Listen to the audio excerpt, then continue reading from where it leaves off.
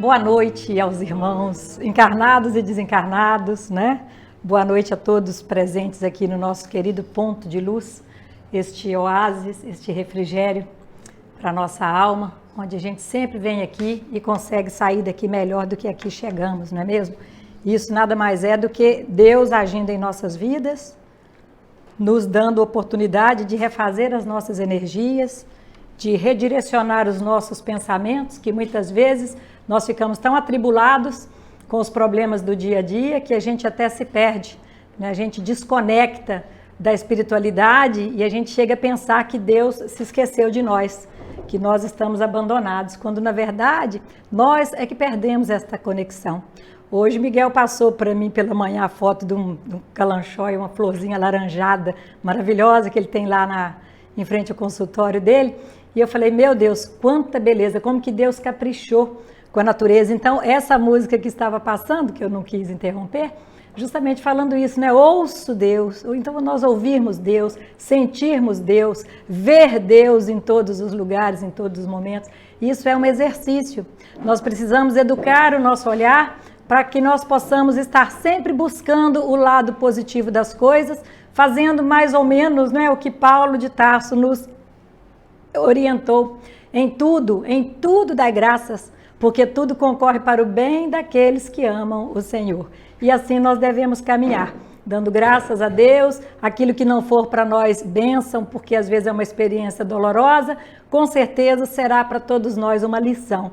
Então nós precisamos perguntar, Senhor, o que queres me ensinar com essa experiência que eu ainda não estou dando conta de compreender? E seguirmos, né, meus amigos? Seguirmos, como eu falo sempre, que a vida é o andar de bicicleta e nós não podemos parar de pedalar, porque se nós pararmos de pedalar, nós caímos. E então a espiritualidade amiga, para nos auxiliar, necessita também do nosso concurso, necessita também da nossa contrapartida. E isso em todos os momentos das nossas vidas.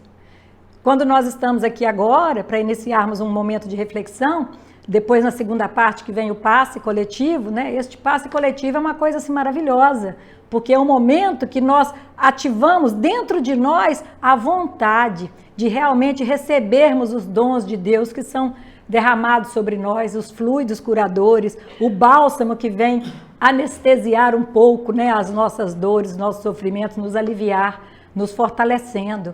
Então, quando nós estamos muitas vezes no passe, como estudamos no sábado, né, sobre o passe, quando a pessoa toma o passe, é uma atitude mais passiva, ela está ali recebendo, claro que ela tem que estar conectada também, existe ali, né, um intermediário entre ela e a espiritualidade amiga para que ela possa receber.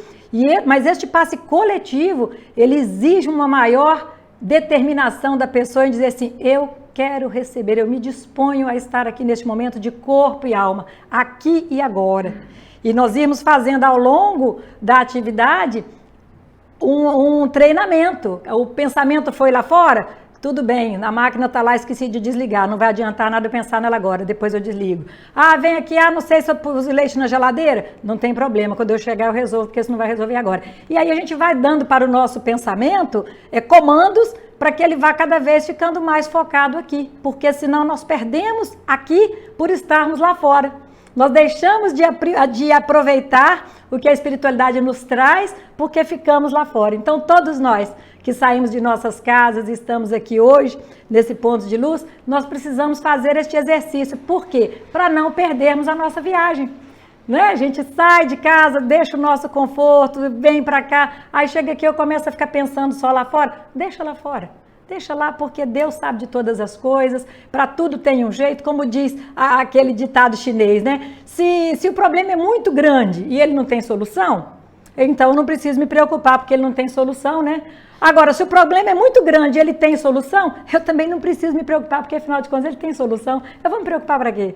Certo? Então nós vamos cantar uma música muito linda, pedindo a Deus que possa neste momento nos auxiliar, relaxando, respirando calmamente, né? Buscando nos conectarmos com o nosso mentor espiritual, com a espiritualidade amiga que está sempre a nos envolver. Vamos buscando nossa Mãe Maria, a sua presença junto a nós, nos cobrindo com seu manto sagrado, aliviando as nossas dores, nos colocando no colo. Que Maria, nossa mãezinha, possa estar conosco neste momento e sempre. Doce Maria, suave lírio de luz, vem ouvir nossa prece, perfumar nossa messe, doce Mãe de Jesus. Vem, ó Maria, socorrer os que sofrem, peregrinos da dor, suplicando o teu amor. Doce Maria, cheia de graça, vem ouvir este hino, amparando os enfermos com teu manto divino. Doce Maria, doce mãezinha, que possa estar sempre nos envolvendo, nos fortalecendo, iluminando os nossos caminhos. E que neste momento, toda a espiritualidade amiga que coordena os trabalhos desta casa possam conosco estar, possam se fazer presentes para nos auxiliar, nos libertando de todo mau pensamento, trazendo apenas sentimentos que possam restaurar a nossa saúde do corpo e da alma. E assim, nós pedimos ao nosso querido irmão Bezerra de Menezes e toda a sua falange, bem como de tantos outros amigos espirituais que nos auxiliam. Enfim, são tantos que nós cometeríamos até uma injustiça por não falar todos. Tantos irmãos que estão nos auxiliando e nos auxiliam desde sempre. Que possamos sentir a presença destes benfeitores entre nós. Olhos cristalinos, azuis da cor do céu, barba tão branquinha, qual Papai Noel, ilumina teus irmãos na terra, no sofrer, no sorrir, no chorar. Bezerra de Menezes, apóstolo do bem, recebe as nossas preces e os corações também. Bezerra de Menezes, apóstolo da luz, depõe as nossas dores aos pés de Jesus.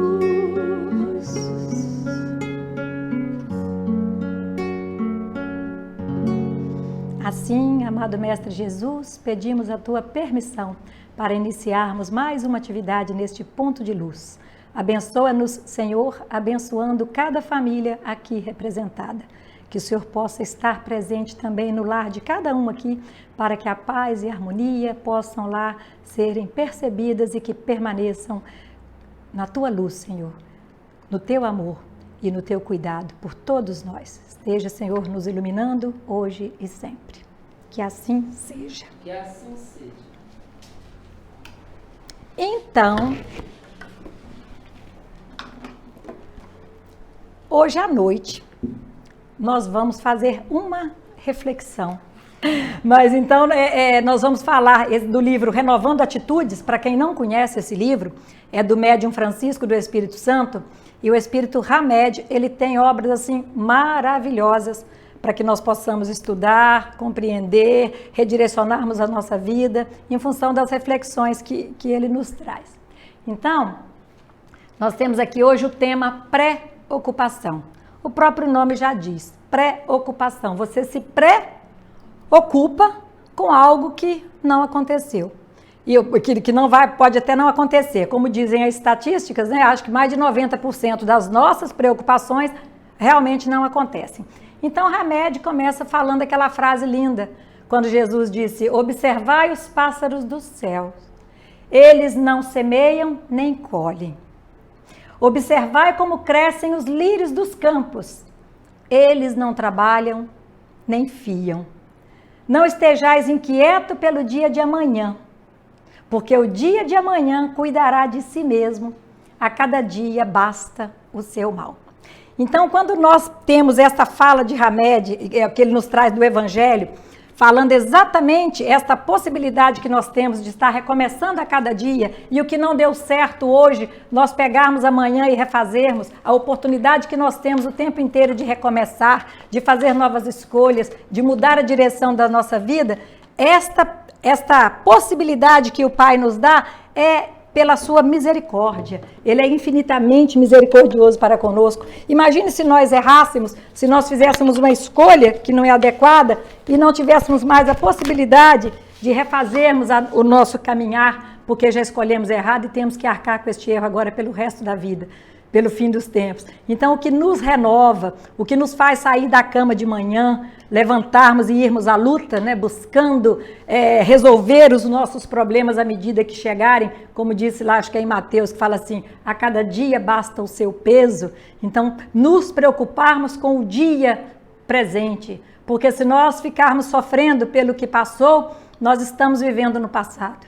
Se nós ficarmos ansiosos, preocupando com o que está por vir, nós estamos sofrendo por um futuro que pode não se concretizar. Então nós precisamos ter esperança, nós precisamos sempre acreditar que dias melhores virão.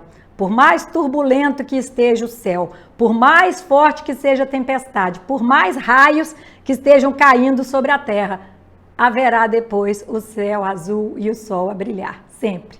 Pela noite mais escura, haverá o amanhecer, o sol raiar. Ninguém consegue impedir que a luz volte a brilhar. É assim que nós precisamos encarar as dificuldades e os desafios de nossas vidas. Então nós vamos cantar uma música muito, muito linda da Flávia Venceslau, que eu adoro, que fala exatamente deste sentimento que nos move, que direciona os nossos passos, chamada Canção da Esperança.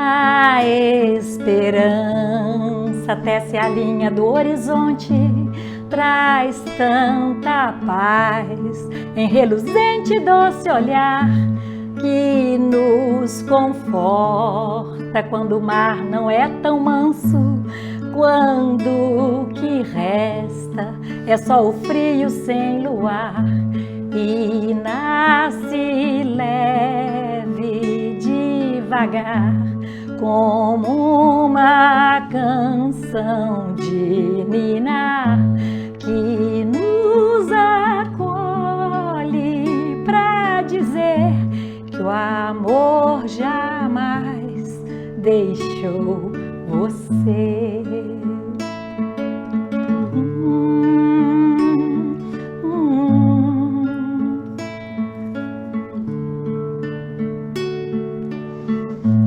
Oh, esperanças para sempre, sempre viva, te ofereço a minha casa para morar.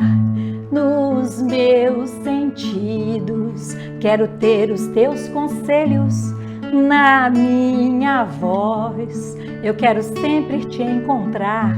Se alguma coisa eu temer, estou contando com você pra me dizer ao me acalmar que o amor jamais te deixará.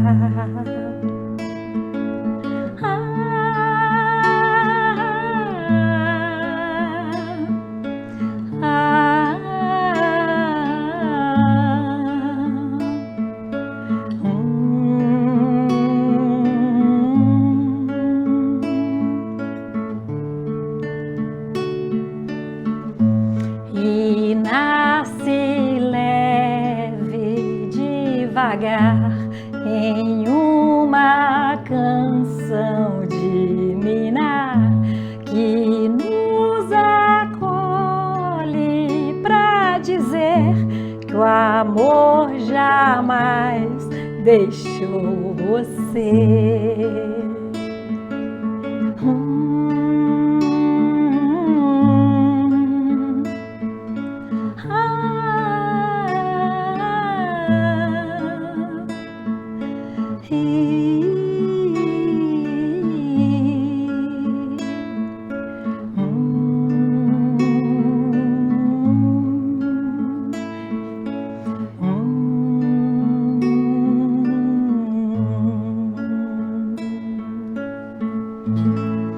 Ó esperanças, para sempre, sempre viva, te ofereço a minha casa para morar. Nos meus sentidos quero ter os teus conselhos. Na minha voz eu quero sempre te adorar. Cantemos, meus irmãos, a canção da esperança sempre que nós sentirmos que a cruz está pesada, que o fardo está difícil de carregar. A esperança, irmã da fé, não é mesmo? Se temos fé, a esperança não vai nos faltar. Se temos esperança, estamos fortalecendo a nossa fé. Olha que legal. E assim a gente vai vivendo, né? Então aqui diz Hamed, sobre observar os pássaros dos céus. Ele diz, a estratégia da preocupação é nos manter distantes do momento presente, imobilizando as realizações do agora em função de coisas que poderão ou não acontecer. Desperdiçamos, por consequência, tempo e energias preciosas, obcecados com os eventos do porvir, sobre os quais não temos qualquer tipo de comando, pois olvidamos que tudo que podemos e devemos dirigir é somente nossa própria vida. Como que nós podemos interferir na vida do outro se o outro tem toda a liberdade de fazer as suas próprias escolhas? Então aqui Hamed diz, são realmente diversas as preocupações sobre as quais não temos nenhum controle. Vejam, meus amigos, minhas amigas, preste atenção o que Hamed nos traz de situações que são imponderáveis. Aquelas situações que nós não temos condição de mudar. Não está nas nossas mãos. Por exemplo, a doença dos outros. Nós não podemos impedir que o outro adoeça. A alegria dos filhos. O amor das pessoas. O julgamento alheio sobre nós. Como eu sempre digo, né? O que o outro pensa a meu respeito é problema do outro, não é problema meu. Eu tenho que estar em paz com a minha consciência, sabendo que eu estou fazendo o de melhor que eu possa. Como dizia Chico, né? O outro, eu dou o direito dele ser como ele quiser ser. Ah, Chico, mas e quanto a você? Eu me vejo na obrigação de ser a cada dia melhor. Então, nós temos este compromisso conosco mesmo. Nós precisamos buscar a reforma íntima nossa mesmo. Nós temos que transformar a nós. Então, enquanto nós ficamos querendo transformar o outro, mudar o outro, fazer o outro enxergar, nós estamos ali batendo em ferro frio. Porque alguém aqui já conseguiu mudar alguém, gente? Assim, eu quero que mude, não é? Na verdade, a gente é que muda com relação à pessoa, ao comportamento que muitas vezes nos incomoda. Então, mudando o nosso comportamento, nós passamos a ter um outro sentimento e passamos a não sofrer pelas escolhas que o outro fez. E Hamed continua dizendo, a morte de familiares e outras tantas. Podemos, porém, nos preocupar o quanto quisermos com essas questões, que não traremos a saúde, a felicidade, o amor, a consideração ou mesmo o retorno à vida, porque todas elas são coisas que fogem às nossas possibilidades. Então tem aquela prece da sabedoria, né? Já compartilhamos ela no grupo muitas vezes, que fala assim, Senhor, dai-me sabedoria, dai-me força e coragem para que eu possa mudar as situações que eu posso mudar, que estão nas minhas mãos mudar. Dai-me paciência e perseverança para que eu possa suportar aquelas que eu não posso mudar. E dai-me sabedoria para que eu possa distinguir uma da outra. Então, quando nós não fazemos essa distinção, o que é meu e o que é do outro, nós muitas vezes nos equivocamos e sofremos, porque queremos interferir no campo de ação que não nos pertence, pertence ao outro, são escolhas dele. E aí Hamed diz, outra questão é quando passamos por enormes desequilíbrios causados pelo desgaste emocional, de nos ocuparmos antes do tempo certo com coisas e pessoas, o que ocasiona insônias, decepções e angústias pelo temor antecipado do que poderá vir a acontecer no amanhã. O temor, o medo. Miguel já abordou tanto aqui este tema do medo, mostrando como que o medo fragiliza as pessoas, como que o medo paralisa as pessoas. Então, por que o medo? Né? O medo é uma falta de fé. Nós perdemos a esperança que isso vai passar, que vai mudar, quando nós chegamos a cometer, às vezes, algum ato, né, mais trágico, como, por exemplo, um suicídio. Nós chegamos nesse ponto, por quê? Porque nós não vemos mais saída. Nós achamos que não existe mais luz no fim do túnel, e quando nós vemos uma luz, a gente pensa que já é uma locomotiva que está vindo para nos atropelar, e não a solução para nos tirar daquele momento de angústia.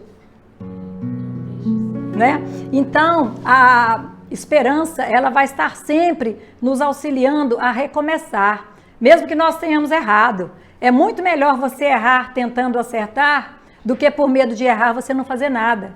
Porque muitas vezes a omissão, muitas vezes o medo paralisa as pessoas. E aquelas pessoas que estão errando, mas estão buscando acertar, pelo menos elas estão se movimentando, elas estão fazendo algo, elas estão querendo uma mudança, não é? E se esforçando, elas vão conseguir acabar vencendo. Mas quando aquele cara que inventou a lâmpada, que eu esqueci, que tem alguns anos que a gente estudou isso, como é que é o nome do cara que fez? Benjamin Franklin, né? Benjamin Franklin da gráfica.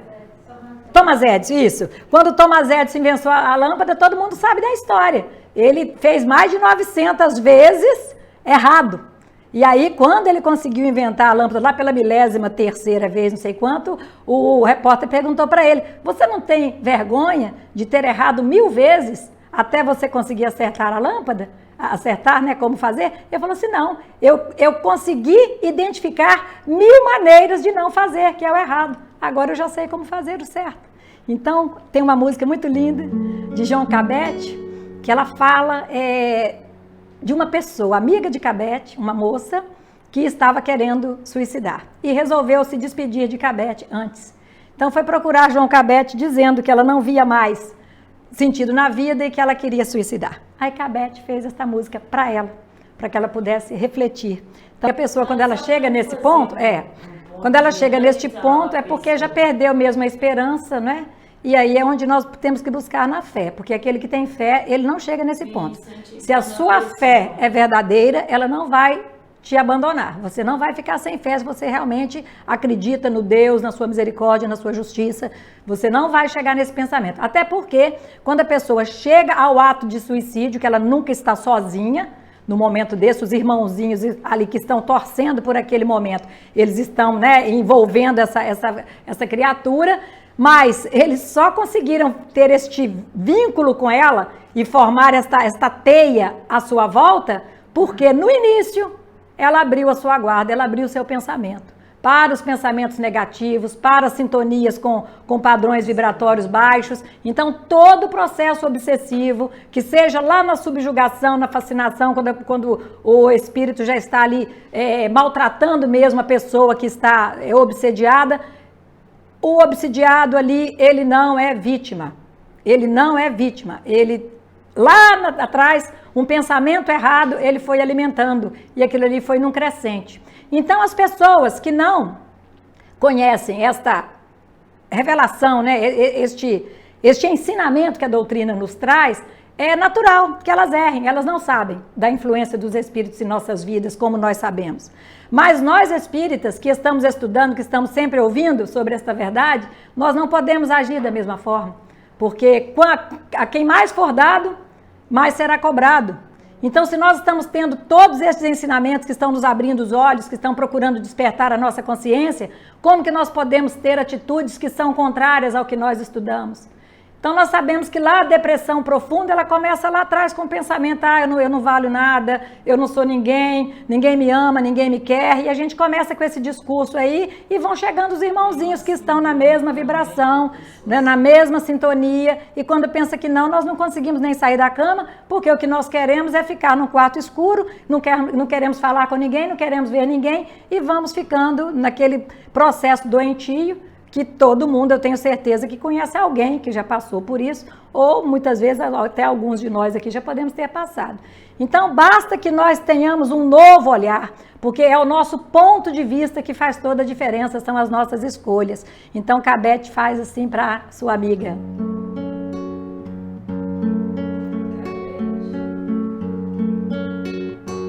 Por que dizer que a vida é triste, que o mundo é mera fantasia, felicidade não existe e que o amor é hipocrisia? Por que viver nessa amargura e maldizendo o amor de Deus? Por que chorar só desventuras se existe luz nos olhos teus? Comigo. A vida é bela, minha amiga. Por que viver na solidão?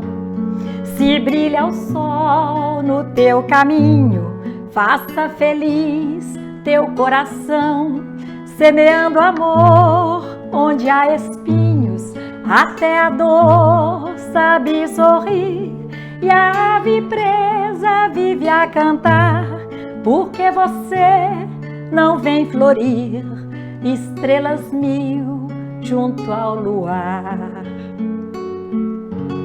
A vida é bela, minha amiga. O entardecer em multicores deixa saudades no horizonte. Entre os espinhos nascem flores e entre amores murmura a fonte. Além da noite o sol desponta e a natureza se enternece. O amor de Deus é amor sem conta, embala o mundo em doce prece. A vida é bela, minha amiga. A vida é bela, meus amigos. A vida, meus amigos, é bela. A vida é bela. Nós nunca podemos achar que Deus nos deu esta oportunidade de estarmos aqui num paraíso como é o nosso planeta Terra, com lugares maravilhosos, não é? Ao nosso redor, um céu azulzinho, as flores multicores, tanta variedade, tanta diversidade de belezas que a gente não consegue nem explicar, ninguém explica Deus, né?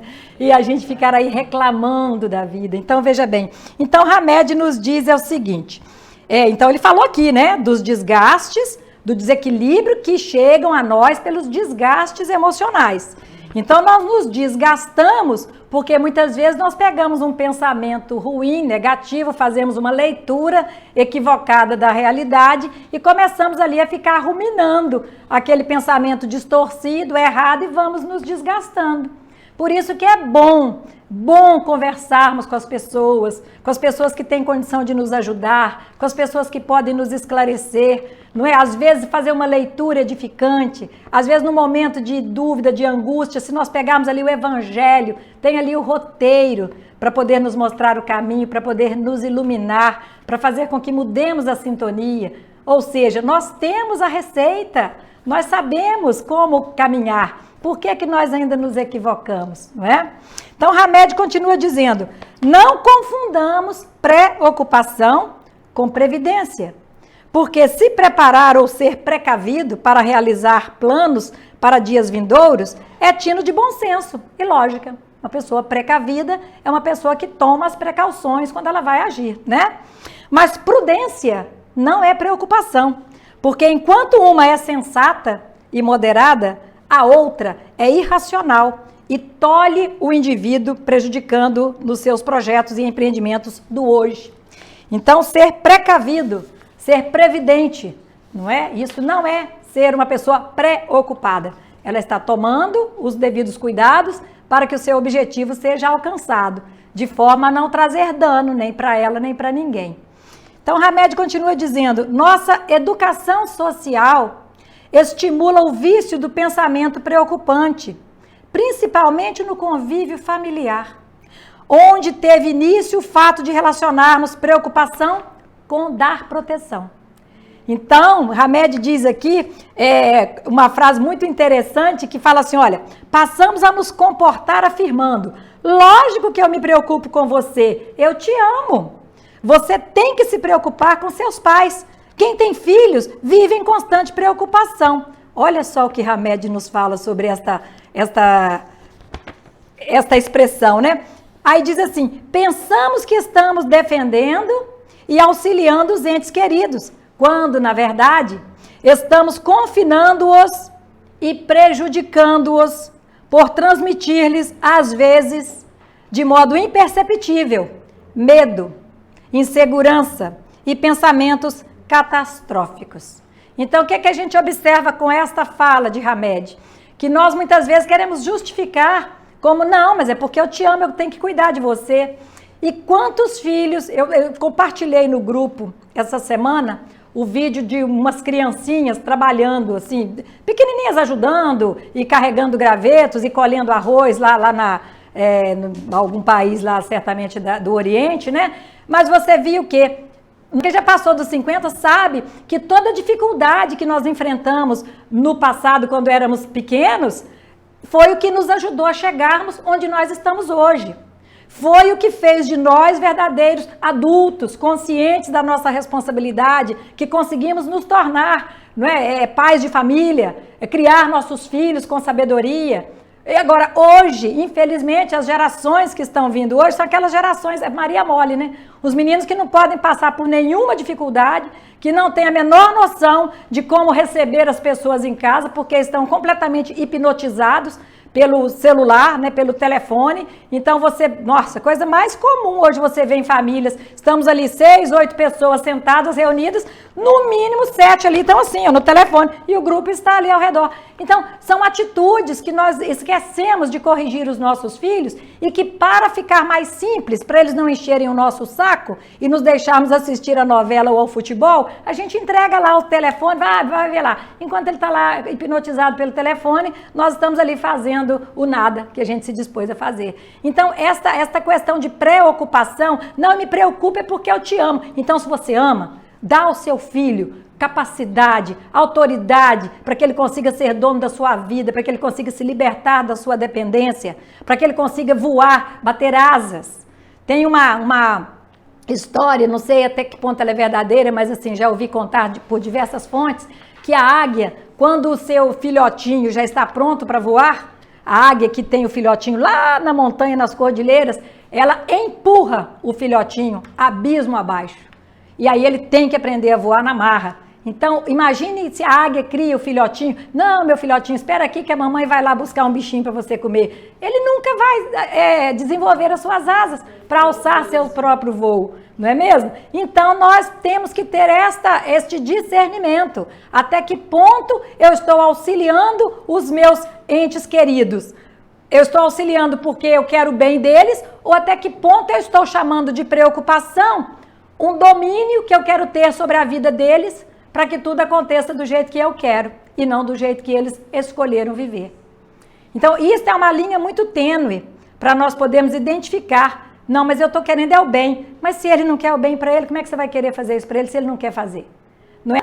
Mas, quer dizer, são questões que a gente sabe até onde a gente pode ir ou até onde você tem que deixar a pessoa seguir o seu rumo. Porque muitas vezes, se você apenas obriga o filho a fazer determinada coisa, porque você sabe que aquilo ali não é correto, ainda não foi suficiente o tempo para ele aprender a lição. e ele vai depois quebrar a cara, talvez numa situação até pior, porque ele não enxergou naquela experiência anterior que aquilo ali seria prejudicial para ele. Então nós que somos pais, mães, ou futuros pais e mães, que temos filhos, eu penso assim, pelo menos para mim, que a melhor coisa que a gente pode, a sensação melhor que a gente tem quando o filho é adulto, quando o filho tem a sua vida independente, é nós termos a certeza de que eles não dependem de nós mais. Que nós podemos ali morrer, viajar, mudar, sumir no mundo, sair para comprar cigarro e não voltar mais, mas que eles têm condição de tocar a vida deles, porque ficaram independentes. E mais ainda, a felicidade quando você percebe que você conseguiu criar o seu filho na fé, né, com todos os valores cristãos que nós fomos criados, com todo o amor a Deus, a Nossa Senhora, a Jesus, né? A todos estes espíritos benfeitores que estão aqui para nos fortalecer na caminhada. Imagine o que é nós caminharmos sem ter esta fé, sem termos esta referência, sem termos esta certeza de que Deus está a cuidar de nossas vidas. Então, você dá para o seu filho a sementinha da fé, para que ele possa fazê-la germinar, e você dar para ele a independência, para que ele saiba resolver os seus problemas, resolver as suas dependências lá, ele resolvendo por conta dele. Então a gente vê assim que isso era extremamente necessário. E às vezes o filho tem que sair de casa para que ele possa amadurecer, para que ele possa aprender a dar valor à família. Às vezes o filho está em casa, está dando murro na porta, está dando murro no armário, tudo que você fala xinga, retruca, rebarba, não quer. Mas aí um dia esse filho sai de casa. E aí um dia esse filho começa a chorar onde a mãe não ouve, né? Não tem esse ditado? Ah, lá nessa cidade aí é bom que o filho chore e a mãe não ouve. Por que a mãe ouvir atrapalha? Porque muitas vezes a mãe ouvir o choro do menino, ele vai querer ir lá e, meu filho, vem cá, vamos fazer. E vai passar a mão na cabeça, né? Ah, não, mas você quer o carro no fim de semana? Não, vem cá, não chora não, vou te dar, toma, pode ir, vai. A mãe é assim, né? Muitas vezes a mãe vai passando a mão na cabeça sem perceber que ela está estragando o futuro daquele jovem. Um jovem que não aprendeu a batalhar por nada, que não precisou se esforçar para coisa alguma. É só nós que já passamos dos 50 lembrarmos como foi a nossa infância. Lembrarmos quantas dificuldades nós passamos. E isso nos deu o quê? Nos deu respaldo para que hoje nós pudéssemos chegar hoje, né, a sermos quem nós somos, a termos a nossa vida independente. Como é que você fala, Miguel? O casco fica duro, né? Quanto mais a gente apanha, mais endurece o couro. Então a gente vai ficando com esse couro duro, que não é qualquer coisa que vai nos machucar. Então, cantar. Peraí, Como é que foi, Miguel, a pergunta que você fez semana passada? Tem roteiro? Nós temos um... Como é que é? Nós temos bula, gente? Nós temos uma receita de vida para a gente seguir? Nós temos bula? Temos, gente, o Evangelho. Jesus deixou para nós o Evangelho. Então, é isso que nós precisamos nunca nos esquecer. Às vezes, gente, nós estamos enfrentando dificuldades tão grandes, passando por situações tão atribuladas, que nós não conseguimos formular uma prece. Quem nunca passou por isso? Você está com tanto problema, você está com tanta angústia no seu coração, que você não consegue fazer uma oração. Então, o que você faz? Pega o Evangelho, abre ali, qualquer coisa vai falar no seu coração, vai te mudar, né? Vai te tirar daquela sintonia e você vai sentir que você está melhor. Não é isso? Então, nós precisamos buscar sempre em Deus e no Evangelho a força. Aí, como vocês sabem, tem que cantar comigo, né? Eu tenho um amigo sincero, que eu tanto venero, com quem tanto me dou. É meu professor, meu parceiro, meu bom companheiro, que muito me ajudou. Me ensina a ser caridoso, a não ser orgulhoso e a orar sempre a Deus. E quando eu tenho um dilema, resolvo o problema com os conselhos seus. E quando eu tenho um dilema, resolvo o problema com os conselhos seus. Segunda voz. Evangelho de luz, Evangelho perdão, Evangelho Jesus, és a minha salvação. Evangelho de luz, Evangelho Evangelho, perdão. Evangelho, Jesus, és a minha salvação. E quando a angústia revolta, eu não acho a porta, não vejo a solução. É Ele, o amigo adorado, que está sempre ao meu lado e me traz a consolação. Se choro ou preciso socorro, a Ele recorro e por feliz me dou. Ele é o Evangelho novo, é a mensagem que ao povo o Cristo deixou. Ele é o Evangelho novo, é a mensagem que ao povo o Cristo deixou. Evangelho de luz, Evangelho, perdão, Evangelho, Jesus, és a minha salvação. Evangelho de luz, Evangelho, perdão, Evangelho, Jesus, és a minha salvação. Minha salvação.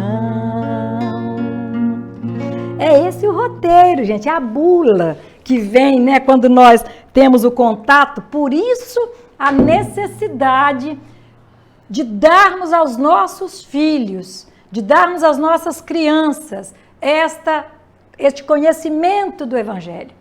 Porque nós que fomos criados dentro, né, do Evangelho, da Igreja Católica, da Evangélica como nós tivemos desde pequena a noção, né, dessas coisas de Deus que nos fortalece. A vida é difícil. Imagine para aquele que cresce, que leva a sua vida sem ter noção disso aí. Você acredita em Deus? Em Deus, né? Você acredita em Nossa Senhora? Né? Você consegue assim fazer uma oração? Imagina, tem jovens, muitos jovens, que você conversa com eles hoje é assim. Não tem aquela conexão, sabe? E isso é muito sério. Então, Hamed, para nós podermos encerrar a reflexão que ele nos traz, ele diz o seguinte: não estejais inquietos pelo dia de amanhã, porque o dia de amanhã cuidará de si mesmo. Olha só. Então, que nós não nos preocupemos com o dia de amanhã. Eu não sei nem se eu vou chegar em casa hoje. Olha se tem lógica. Eu vou sair daqui, eu posso morrer, eu posso ter um infarto, eu posso ter um acidente. Não, você é doido para tomar meu lugar? Se eu morrer, você pega o violão e vem cantar. Então, gente, a gente fica preocupando se a gente não sabe nem se amanhã vai estar viva. Isso é um vício que nós precisamos trabalhar em nós para nos reeducarmos, porque isso só nos traz desgaste emocional, só nos traz sofrimento, não é? Sofremos por antecipação e daquilo não aconteceu, você sofreu à toa. Então, a cada dia basta o seu mal. Aí, Mahamed diz, o Criador provê suas criaturas como necessário, com o necessário. O Criador provê suas criaturas com o necessário, porquanto seria impossível a natureza criar em nós uma necessidade, sem nos dar meios para supri-la. Vede os pássaros do céu, vede os lírios do campo. Além do mais, pedia-nos que fizéssemos observações de como a vida se comporta e que deixássemos de nos preocupar, convidando-nos a olhar para a nossa criação divina, que a todos acolhe. O mestre queria dizer com essas afirmativas que tudo o que vemos tem ligação conosco e com todas as partes do universo, e que somos, em realidade, participantes de uma natureza comum. As mesmas causas que cooperam para o benefício de uns, da mesma forma para o de outros. Quando há confiança, existe fé, e é essa fé que abre o fluxo divino para a manutenção e prosperidade de nossa existência, dando-nos juntamente a proteção que buscamos em todos os níveis de nossa vida. Então, é a fé, é nós sabermos que existe um Pai que é justo, que é misericordioso e que cuida de todos os seus filhos. Individualmente, ele cuida de cada um, da necessidade de cada um. Ah, mas por que eu trabalho tanto, eu faço tanto bem, por que eu adoeci? É porque às vezes aquela doença é a cura do meu espírito. Porque eu estou ali através daquela doença expurgando um mal que eu tenha causado ao meu perispírito por atitudes equivocadas. Ah, mas nessa vida eu sempre fui boazinha, mas talvez numa vida anterior você não sabe o que você fez. Então nós que somos reencarnacionistas, né, graças a Deus, isso nos auxilia demais na compreensão. Se já nasce ali uma criança que com 3, 4 anos começa a desenvolver um problema no pulmão, nós vamos muitas vezes falar, nossa, mas que é isso? Como é que Deus concebe uma coisa dessa, uma criança? Mas nós sabemos que muitas vezes pode ter sido alguém que era um fumante inveterado numa vida anterior e que por isso mesmo danificou o seu pulmão. Isso refletiu no seu perispírito, porque nós temos os mesmos órgãos, né, projetados, e aí ele veio agora com uma reencarnação de um tempo curto, para que ele pudesse completar aquele período que ele precisava viver e que ele burlou, porque não cuidou da saúde e morreu antes da hora. Não é? Então aquela frase que a gente fala assim, ninguém morre antes da hora, detalhe, né? Vamos botar uma vírgula aí, depende, porque se a pessoa danifica o seu corpo, se a pessoa não cuida da sua saúde, se a pessoa, muitas vezes a pessoa faz coisas com o corpo absurdo, você entra para as drogas, entra para a bebida, né, violenta o seu corpo, não se alimenta direito, faz todas as coisas erradas para poder definhar o fluido vital que foi colocado para você levar a sua vida até 70 anos, você fez tanta besteira na sua vida com as suas más escolhas com relação ao seu corpo, que você vai viver só 55. Ah, então 55, mas não tem problema não, esses 15 não fica perdido não. Então você reencarna depois, vem muitas vezes com alguma doença, estou dando o exemplo da doença porque eu achei bem mais fácil para identificar. Então vem um menino com um problema, às vezes, de uma doença pulmonar e morre com 15 anos. Oh, mas o que aconteceu? Ele curou aquele dano que ele causou no seu pulmão, numa vida anterior, e ele completou o seu período reencarnatório de 70 anos, que é o que estava programado. A sua programação reencarnatória se cumpriu. Então isso a gente vai compreendendo a justiça divina, não é? E aí, só para nós encerrarmos então, Emmanuel, ele traz uma mensagem muito linda nesse evangelho aqui, o Evangelho segundo Lucas, que ele fala do necessário. Olha que coisa linda. O necessário. Terás muitos negócios, porque o que falou aqui Hamed? Que Deus nos dá o que é necessário, não é? Se nós buscarmos atender às nossas necessidades básicas, não vai nos faltar. Sempre há de prover, porque Deus não vai nos abandonar. Só que assim, as minhas necessidades, eu começo a criar necessidades que não tem nada a ver com o necessário realmente para a minha felicidade. Então eu compro um carro, mas eu quero ter um outro maior para quando eu viajar. Eu compro uma casa, mas eu quero ter uma na praia para eu poder... E aí você começa a criar, né? Eu quero um vestido, aí eu tenho 50, 60 vestidos. Eu quero uma sandália nova, eu tenho 130 pares.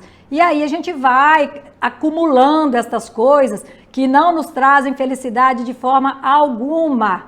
E vamos distraindo na caminhada com coisas que não agregam nada na nossa paz, na nossa tranquilidade, no nosso planejamento reencarnatório para o nosso crescimento. Então vamos ver o que Emmanuel nos traz aqui, falando sobre o necessário. E Emmanuel diz, terás muitos negócios próximos ou remotos, mas não poderás subtrair-lhes o caráter de lição, porque a morte te descerrará realidades com as quais nem sonhas de leve. Ou seja, eu posso angariar, né, muitas coisas materiais, muitos recursos, mas a morte vai me trazer um susto. Quando eu perceber do outro lado que tudo aquilo que eu juntei por fora. Eu não procurei juntar por dentro. Eu não me preocupei em adquirir, em manifestar virtudes, em desenvolver talentos que Deus me deu. Eu me preocupei apenas com o exterior. Então isso é fato que quando nós desencarnarmos, nós nos depararemos com esta realidade. Administrarás vários interesses, entretanto não poderás controlar todos os ângulos do serviço, de vez que a maldade e a indiferença se insinuam em todas as tarefas, prejudicando o raio de ação de todos os missionários da elevação.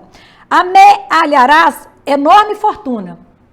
Todavia, ignorarás por muitos anos a que região da vida te conduzirá o dinheiro. Fala, né, para nós a doutrina, que a prova da riqueza, ela é muito mais difícil de se passar e vencer do que a prova da pobreza. Porque normalmente na riqueza você tem ali tudo superestimado, né? Tudo desenvolvido, a vaidade, o orgulho, a sexualidade desregrada, tudo que você quer você consegue, então você perde o freio da sua vida e você passa a viver unicamente para as coisas materiais, pela posse, pelo poder, não é? pelo status. Agora, a prova da pobreza, não que todo pobre saiba vencê-la com dignidade como deveria ser, porque tem muito pobre que é orgulhoso, que é revoltado, mas quando a pessoa assume a sua condição e aceita com resignação, procurando dentro do possível melhorar, ela está sempre ali voltando o seu pensamento para Deus, pedindo para Deus força, pedindo para Deus uma ajuda, orando pelos filhos, ou seja, a pessoa fica mais voltada para o lado de buscar forças do lado espiritual, por isso a riqueza é mais difícil. Improvisarás pomposos discursos, contudo desconheces as consequências de tuas palavras. Gente, pensou que triste que é a gente que faz uma pregação do evangelho, a gente que está aqui na frente? Meu Deus do céu, quando eu morrer, fala sério. E eu chegar lá, e aí São Pedro fala comigo assim, não, vai pô, voltar. Você viu o que você falou lá que você não fazia nem a metade? Aí eu falo, toma distraído. Então é isso, quanto mais nós aprendemos, maior é a nossa responsabilidade. Organizarás grande movimento em derredor de teus passos. No entanto, se não construíres algo dentro deles para o bem legítimo, cansar-te-ás em vão. Quantas coisas a gente se desgasta movimentando em coisas que não agregam nada, nem para nós, nem para o próximo. E a gente gasta um tempo danado daquilo ali, serviu para quê? Para nada. Às vezes atendendo uma vaidade, às vezes uma teimosia, às vezes um apego que a gente não quer largar e a gente perde tanto tempo. Experimentarás muitas dores, mas se não permaneceres vigilante no aproveitamento da luta, teus dissabores correrão inúteis. É o que eu falei da pobreza. A pessoa vem muitas vezes com a prova da pobreza, porque pode ter sido alguém que numa vida anterior não soube administrar bem o dinheiro, não usou o dinheiro em benefício do próximo, para ajudar, para auxiliar, porque o dinheiro não é ruim, né? O que é ruim é o uso que se faz dele. Então, quando você tem a riqueza, glória a Deus, você pode auxiliar tanto a sociedade onde você vive, né? Você pode fazer tanta coisa em benefício do próximo, isso é maravilhoso. Mas muitas pessoas, quando ganham o dinheiro, elas querem reter. E aí vão retendo, vão segurando, vão ficando gananciosas. Eu conheço pessoas, uma em especial tem pouco tempo que desencarnou, talvez uns 4 anos, que viveu como um pobre a vida inteira e rico. Mas assim, tinha tanta usura de não gastava nem com roupa, vivia andando lá rasgado, mal cheiroso, porque não queria gastar, o negócio dele era só juntar. O que adiantou? Né? O que adiantou? Ficou o dinheiro aí para os filhos estar aí agora brigando e ver com quem fica, né, cada coisa, enfim. Nós temos que repensar, né, meus irmãos? Outra coisa, exaltarás o direito com o verbo indignado e ardoroso. Todavia, é provável não esteja, senão estimulando a indisciplina e a ociosidade de muitos. Uma só coisa é necessária, falou Jesus em sua lição a Marta, cooperadora dedicada e ativa. Jesus falou assim, está lá em Lucas, né? 10, no versículo 42. Porém, é necessária uma. Assim, Maria escolheu a boa parte, que não será tirada dela. A história de Maria e Marta, né? Acho que por alto assim, todos devem conhecer, de Jesus ter ido na casa de Maria e Marta, e aí Marta estava lá preocupada com a casa, arrumando, limpando, e Maria lá ouvindo Jesus, ouvindo as palavras de Jesus, bebendo naquele conhecimento que ele trazia, naquela palavra falando da vida eterna, falando do reino de Deus, falando das coisas do Pai, e Maria ali sorvendo todo aquele ensinamento, né? E aí Marta ficou nervosa. Mestre, olha o que ela está fazendo, eu aqui cheia de tarefa para arrumar a casa e ela não me ajuda. Quer dizer, Marta queria limpar a casa para que Jesus visse a casa limpa, para que Jesus fosse recebido ali numa casa arrumadinha, mas ele falou, Maria escolheu a maior parte. Porque naquele momento, na presença do mestre, que importância tinha uma casa se tivesse ali suja, sem varrer, que ficasse ali para pegar, né, a essência que Jesus estava trazendo. Então nós temos que saber escolher a melhor parte.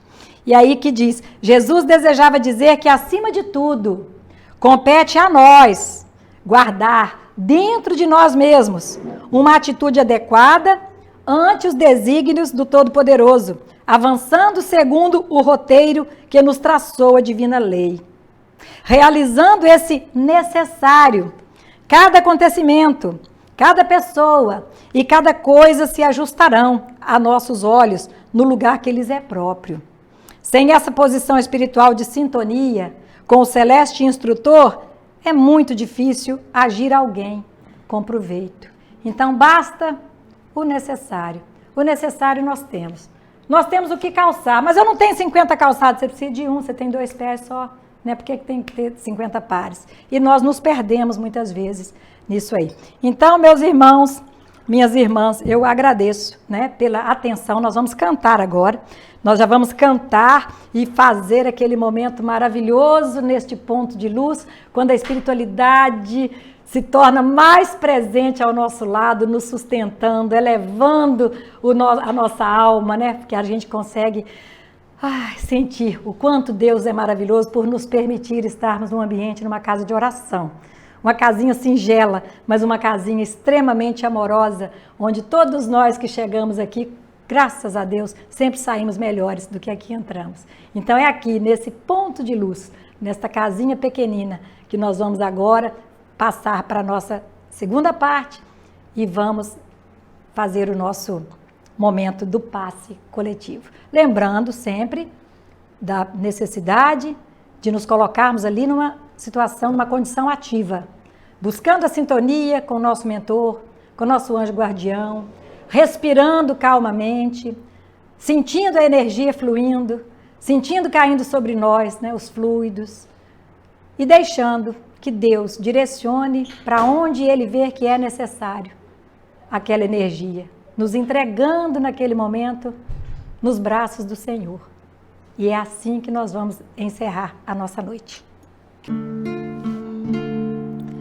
Ó, vinde, bom amigo, amado benfeitor, das luzes do infinito de cintilações. Ó, vinde amenizar a nossa grande dor, espargindo em mancheias as consolações. Bezerra de Menezes, servo do Senhor, apóstolo do bem a nos iluminar, celeste mentor e em passes de amor, águas fluidificai, movimentai vossas falanges protetoras, dai-nos as bênçãos redentoras, balsamizando corações. O sofrer é um bem divinal que o Senhor nos envia do astral, é o cadinho imortal da perfeição a nos redimir das nossas vidas mal vividas ante o Evangelho todo luz. Sois a apoteose do amor, redime a nossa dor com Jesus. Sois a apoteose do amor, redime a nossa dor com Jesus.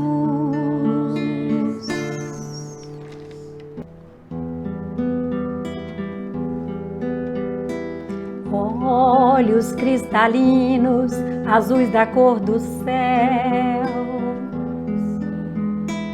Barba tão branquinha, qual Papai Noel, ilumina teus irmãos na terra,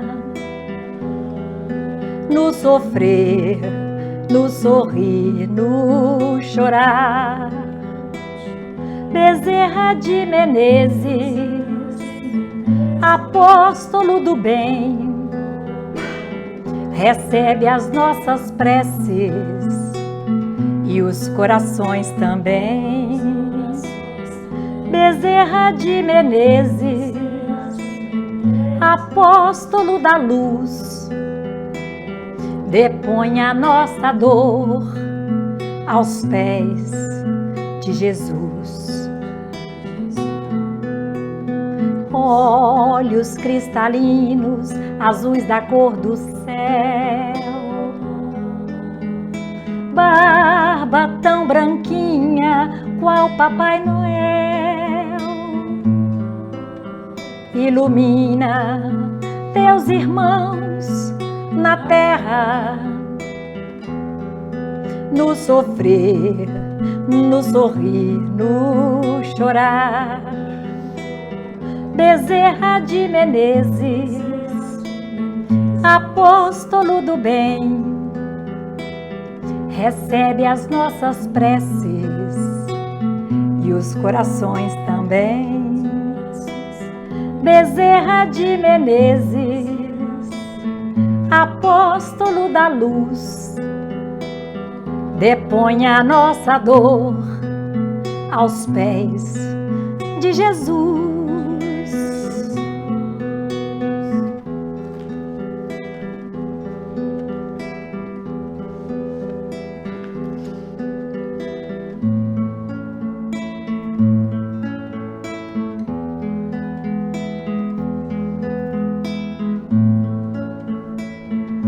Desde tenra idade, ele era em verdade um menino feliz, pois tinha aceitado nosso mestre amado com tal devoção. E mesmo sem ter visto o iluminado Cristo, foi para ele um misto de felicidade, pois a caridade fluía de dentro do seu coração. Saía à procura dos necessitados para ajudar. Foi curar as febres em todo casebre que pôde encontrar. E em cada leito orava satisfeito por aquele irmão. Com rogos tão profundos, pobres moribundos tinham salvação.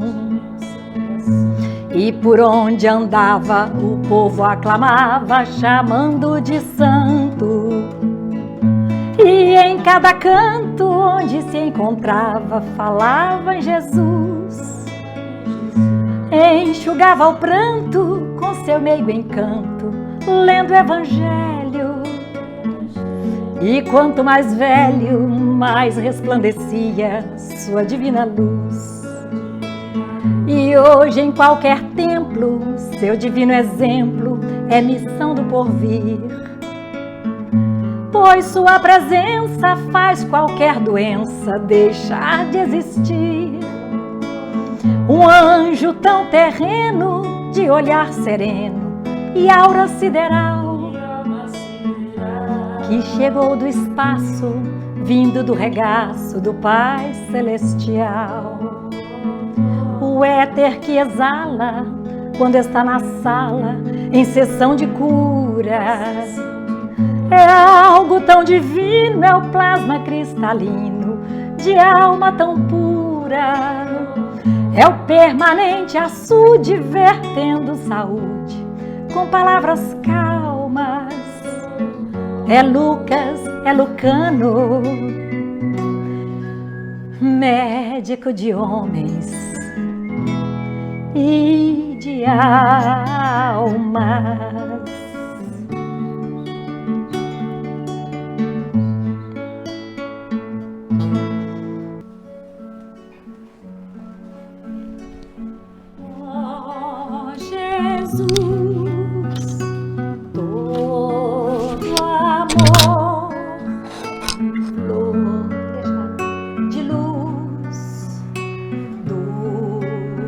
Senhor, Mestre amado, luz divina, abençoa nossa doutrina, e que este dia de fraternidade seja coroado de felicidades, ó meu Jesus, ouve a oração, joia de luz do meu coração, ó meu Jesus, ouve a oração, joia de luz do meu coração.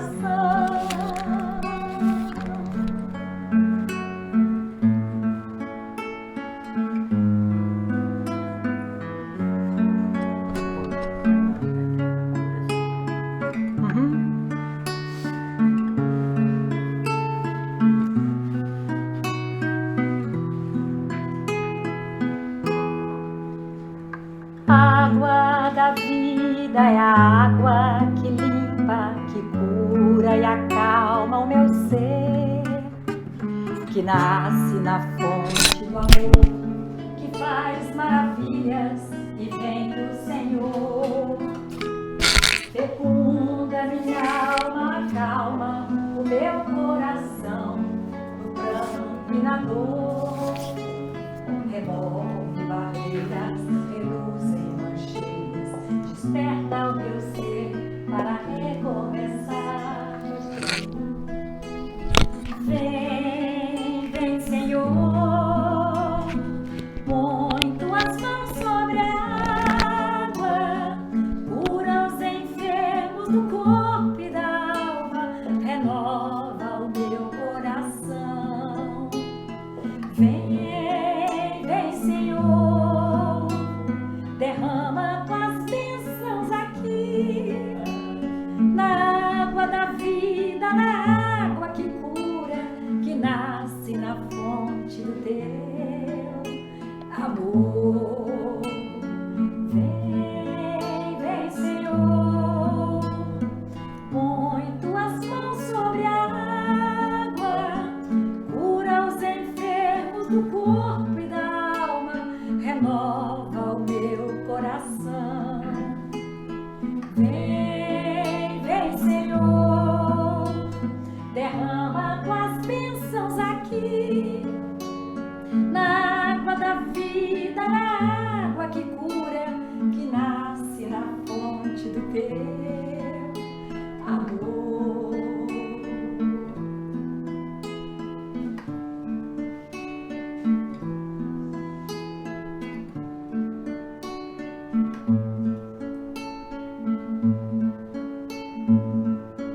Cura-me, Senhor, liberta-me, Senhor, desça o teu olhar em mim, cubra o meu ser com teu amor.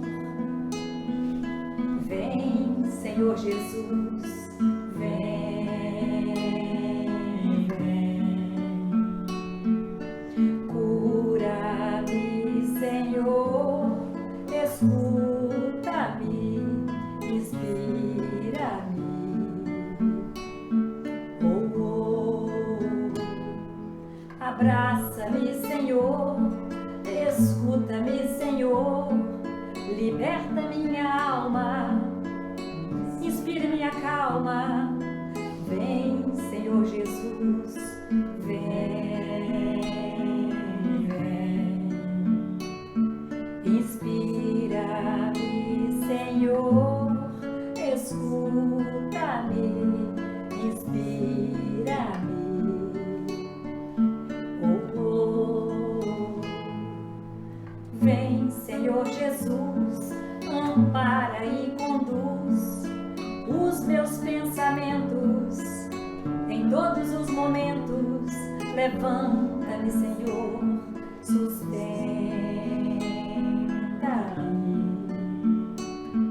Ampara-me, Senhor.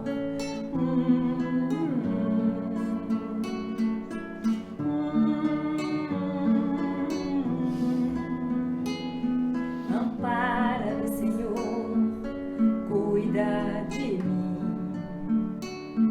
Ampara e me conduz. Vem, vem, Senhor, põe tuas mãos sobre a água, cura os enfermos do corpo e da alma, renova o meu coração. Vem, vem, Senhor, derrama tuas bênçãos aqui, na água da vida, na água que cura, que nasce na fonte do teu amor.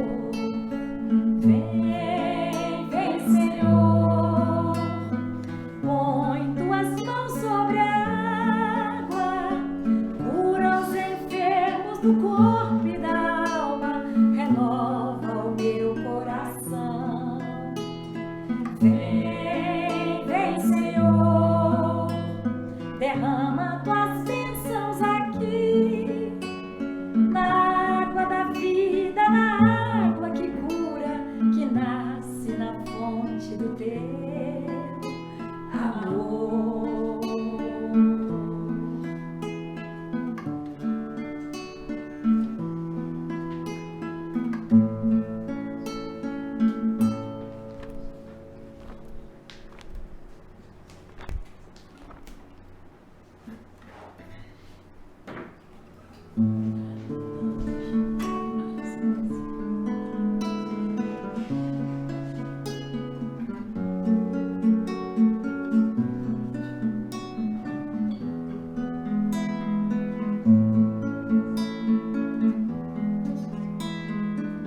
Vamos, Jesus, passear na minha vida. Quero voltar aos lugares em que fiquei só. Quero voltar lá contigo, vendo que estavas comigo.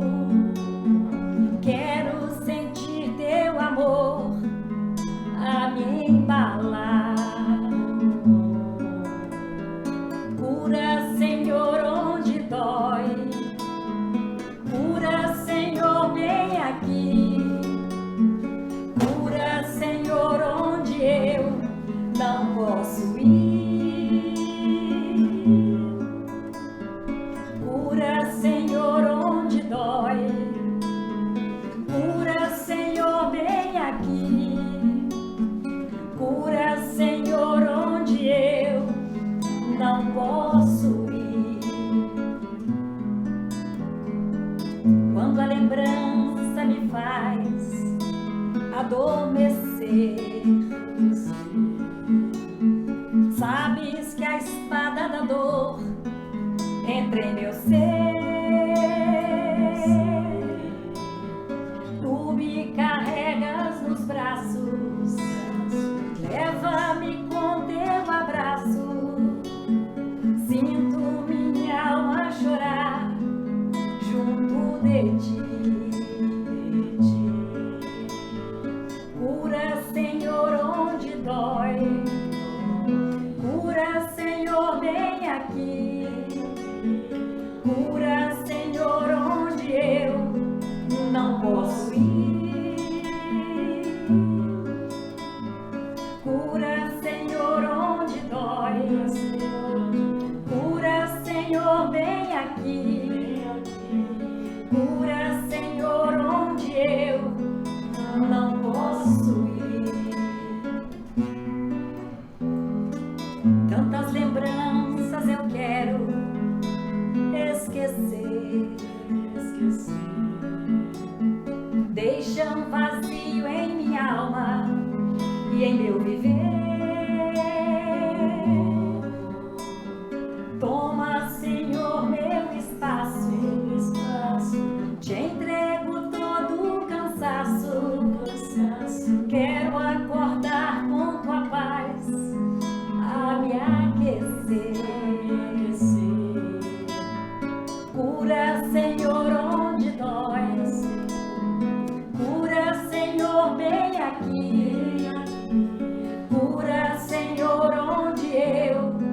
não posso ir. Cura, Senhor, onde dói. Cura, Senhor, bem aqui. Cura, Senhor, onde eu não posso ir.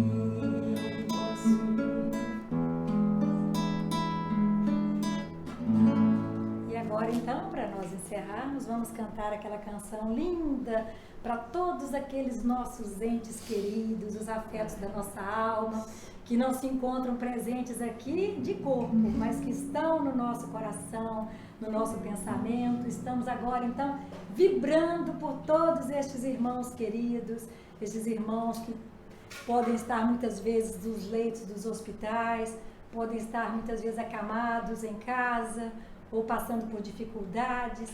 Vamos pedir a Deus que em sua misericórdia possa visitar cada um destes afetos da nossa alma, do nosso coração, aquele parente distante, aquele amigo que foi para longe, que nós não vemos há muito tempo, aqueles afetos que partiram, que nos antecederam no retorno à pátria espiritual, que possam receber neste momento as nossas mais sinceras vibrações de amor e paz.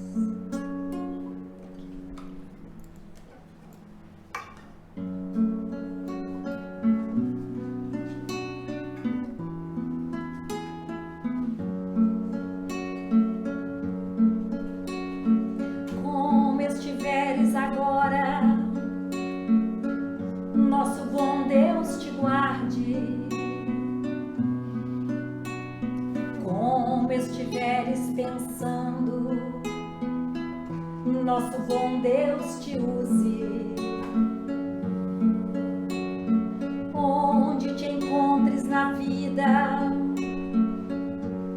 que Deus te ilumine. Quem esteja seguindo, nosso Senhor te guie. No que fizeres tu, peço ao bom Deus que possa te amparar, e em cada passo teu a mão de Deus irá te abençoar.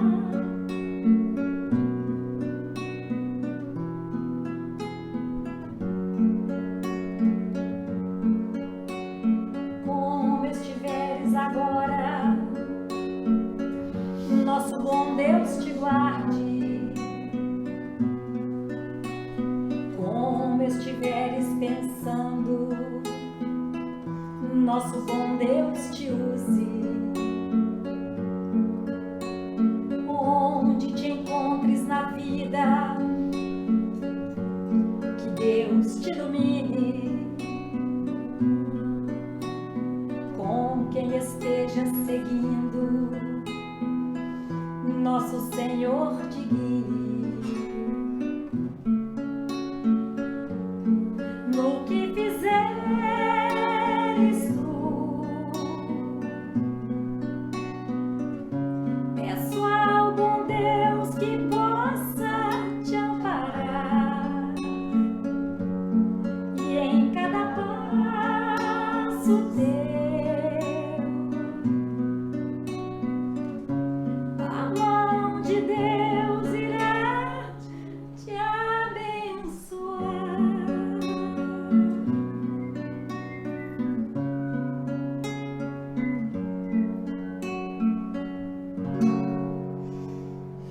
Quem estiver sentindo essa luz, canta comigo.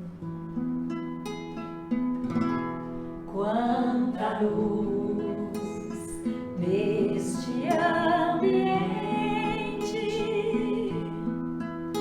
descendo sobre nós, vibrando em nossa mente.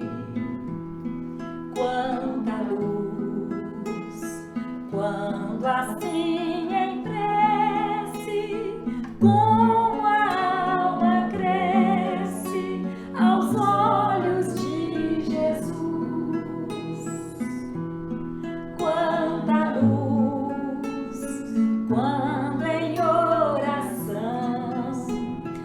voz do Mestre fala aos nossos corações.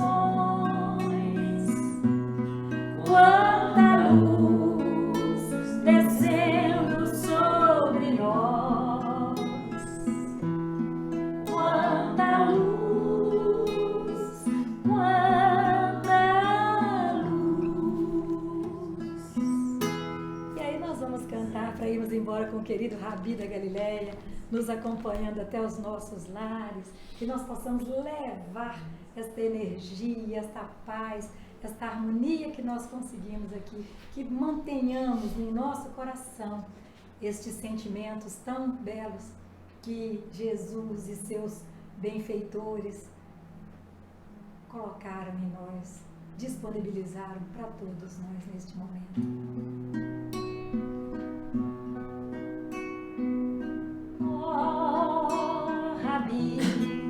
Da Galileia, na mansidão do seu olhar, eu canto, eu amo, me acalmo, eu vivo.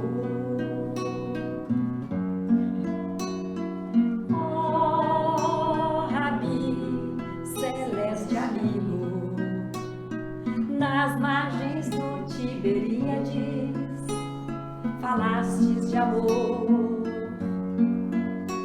Eu canto, eu amo, me acalmo, eu vivo.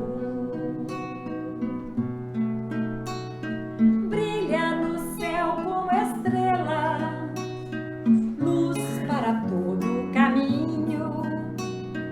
Brilha na terra e no seu coração, brilha você em mim, em forma de canção. Oh, Rabi da Galileia, na mansidão do seu olhar, eu canto, eu amo, me acalmo, eu vivo.